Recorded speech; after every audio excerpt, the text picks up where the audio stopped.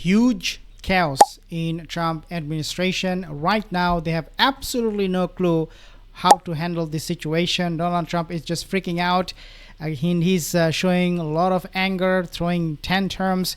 Jared Kushner and Steve Witkoff, they are back to the states. They were about to fly to Iran. I think they are back to Washington at the moment. I mean, this is such an insult for the Trump administration. Before I share all the details with you guys, if you're not subscribed to my channel, consider subscribing. Initially agreed to extend this second round of talks in Pakistan, right? They kept saying they weren't going to go. The White House kept saying they were going, and then they didn't go. I mean, at one point, Iran's foreign ministry spokesperson, when explaining why Iran didn't show up at the negotiating table, said, and I quote, "The reason is not indecision.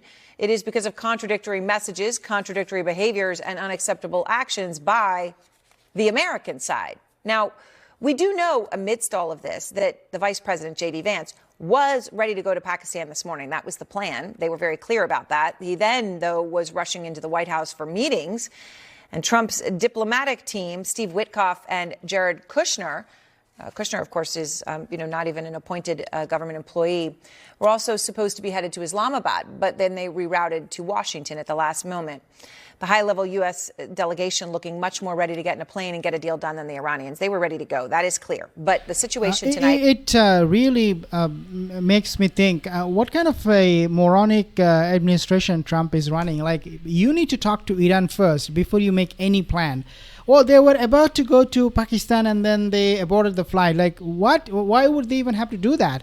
Just say it. We are not coming. Iran, are you coming? Okay, no. Okay, we're not coming either. Done deal. Why this theatrics? Why this drama from Trump administration? This is not looking good at all. Completely murky. It is foggy. It's tense. It's unpredictable. And no one knows really what's going on. The U.S. blockade of Iranian ports is still in place. The Strait of Hormuz is still closed. And Lufthansa just canceled 20,000 flights coming up. I mean, there's a problem going on, and the clock is ticking. Kristen Holmes is out front live from the White House. And Kristen, I know you're just getting some new information. What are you learning? Yeah, Aaron, we're hearing that there were varied proposals coming back from the Iranians, and there was a lot of confusion as to who is actually in charge and if the delegation that they were working with had any authority to make a deal. Now, this has been an ongoing issue. I'll remind you, we reported on this before they even went to the first round of negotiations. And then after the second round of negotiations, Vice President J.D. Vance saying they didn't know that the people they were talking to actually had that authority. It seems pretty clear now that the White House is saying they're just not sure who is in charge in Iran. So basically there are two possibilities. Number one is that Iran did not send anybody, so Donald Trump, to save his face, oh, we did not know who's going to be in charge. Or it could be Iran was sending somebody, but that person doesn't have any authority.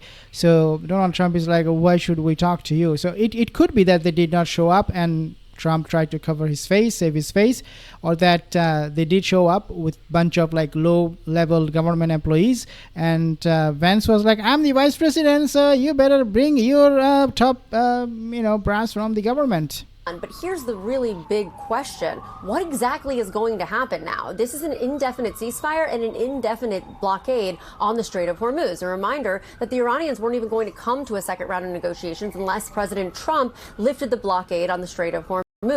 That was seemingly unlikely, just given the fact that all of the U.S. officials we have talked to have said that this was a big point of leverage for the United States. There's not a lot of leverage out there, and this was something that the U.S. could use as leverage. So the idea that he would give that up before a final deal. So now what we're looking at is kind of a blank space. President Trump... Okay, so before we talk about the blank space, just want to tell you this leverage, quote-unquote leverage that Donald Trump has, he doesn't have any leverage. Blockading Strait of Hormuz is going to only backfire. It's going to hurt United States economy, not Iran's economy. Iran can survive.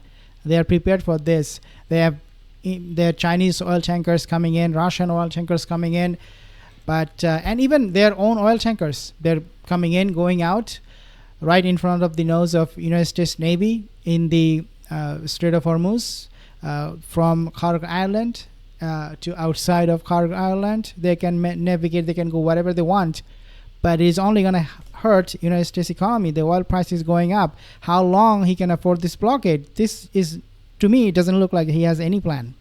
Saying that because Pakistan asked him to put through the ceasefire, to extend the ceasefire, he's going to do it but there's no real end in sight. Now, without a deadline on that particular ceasefire, that could give the Iranians or put less pressure on the Iranians to actually come to the table to make a deal. However, we also keeping the blockade in place. So right now, it is very unclear what the next step is. It does sound as though U.S. officials are still ready to enter a second round of negotiations if they get what they need, which is a unified proposal for negotiations from Iran. But right now, we have no clue when that's coming or if that's coming. All right, Well, Kristen, that is not coming because the United States doesn't have any leverage other than bullying Iran. Donald Trump, that's what he's doing. I mean, he's conducting a war on his tweet account or social truth. Is this how you conduct it with all of this ending of a civilization? That's not how you do a war thing, right? But yeah, this orange man, fat pedo, doesn't know how else to deal with this situation. thank you very much with new reporting from the White House, and everyone's here with me. I mean, Kareem, okay, so there's incredible uncertainty here. Nobody knows what's what, but people don't want to fight right now on either side. That seems pretty clear as well. But amidst all of this, I mean, there's all kinds of reporting going on about what's happening at the top levels of the Iranian government. You know, I'm reminded of what Donald Rumsfeld said in the aftermath of the Iraq War about known unknowns. And there are a couple big known unknowns in Iran. One is, what is the state of Mojtaba Khamenei's health? To what degree is he really running the country? I don't think it is relevant to what is happening with Mojtaba Khamenei at this point. They have a government system that is not centralized. They can talk. They can make decisions and everybody else will follow because the whole country is united. So I don't know why he's bringing Mojtaba Khamenei, his authority, in order to reach a deal with the United States. Unbelievable. But that's CNN for you guys. Subscribe for more updates. See you in the next one.